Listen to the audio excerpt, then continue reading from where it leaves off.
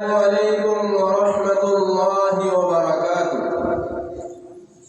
الحمد لله وكفى وسلام على عباده الذين اصطفى. اما بعد. صدر محترم اور حاضرین کرام، آج مجھے جس عظیم شخصیت کو سلام عقیدت پیش کرنا ہے وہ ہے محمد علامہ اقبال علیہ الرحمہ. جناب والا علامہ اقبال بلا شبہ ہماری دعاؤں کا جواب تھے، بزم ہستی کا انتخاب تھے. آپ عظیم مرد مومن تھے اور قدرت ان جیسے عظیم انسانوں کو تاریخ ساز کارناموں کے لیے تخلیق کرتی ہے. بر صغیر میں چاروں طرف غلامی کے اندھیرے چھائے ہوئے تھے، فرزندان اسلام غفلت کی نیند سو رہے تھے. ایسے عالم میں اقبال کی آواز آزادی کا ترانہ بن کر گونجی، آپ کا پیغام قدرت کا انعام بن کر گونجا. اسی احساس سے آپ فرماتے ہیں، خودی کو کر بلند اتنا کہ ہر تقدیر سے پہلے، خودی کو کر بلند اتنا کہ ہر تقدیر سے پہلے خدا بندے سے خود پوچھے بتا تیری رضا کیا ہے.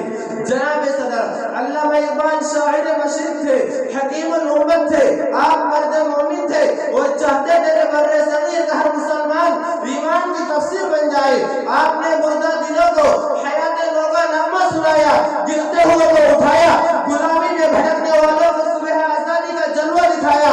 اس مقصد کے خاطر آپ نے ایمان و یقین کے چراغ روشن کیے اور مسلمانوں کو سمجھا دیا کہ جب اس انگارۂ خاکی میں ہوتا ہے یقین پیدا، جب اس انگارۂ خاکی میں ہوتا ہے یقین پیدا تو کر لیتا ہے بالوں پر روح الامی پیدا. معزز سامعین، علامہ اقبال محسن اسلام تھے. آپ نے اپنے قوم کو ماضی کے نغمے سنائے، آپ نے اپنے عظیم اسلام کی شان دکھلائی.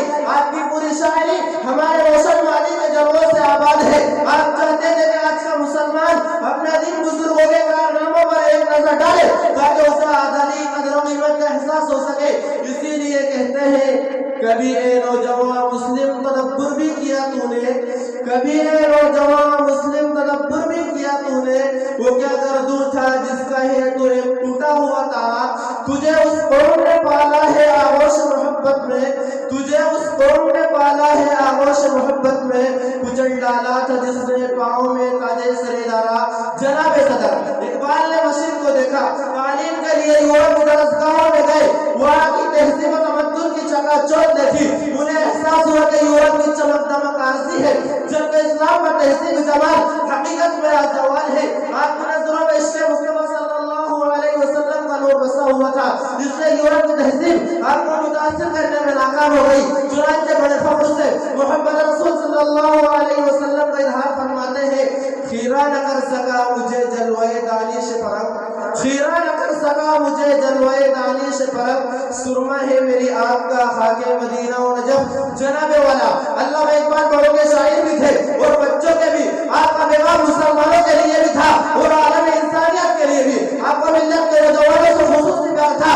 آپ ان نوجوانوں کو شاہین کے روپ میں دیکھنا چاہتے تھے، وہ شاہین جو ہمیشہ محب آواز رہتا ہے، آسمانوں کی بلندیوں کو چھوتا ہے. اس لیے آپ مسلمان نوجوانوں کو شاہین بننے کا پیغام دیتے ہوئے شاعر کے حوالے سے کہتے ہیں، پلٹنا جھپٹنا جھپٹ کر پلٹنا، پلٹنا جھپٹنا جھپٹ کر پلٹنا، لہو گرم رکھنے کا ہے ایک بہانہ. یہ پورب یہ پچھم چکوروں کی دنیا، یہ پورب یہ پچھم چکوروں کی دنیا، میرا نیل ہو آسماں بے کرانا. صدر محترم اقبال کی آواز دلوں میں اتر گئی اور فرزندان اسلام شاہین اسلام بن گئے. اقبال ماضی حال اور مستقبل کے شاعر تھے.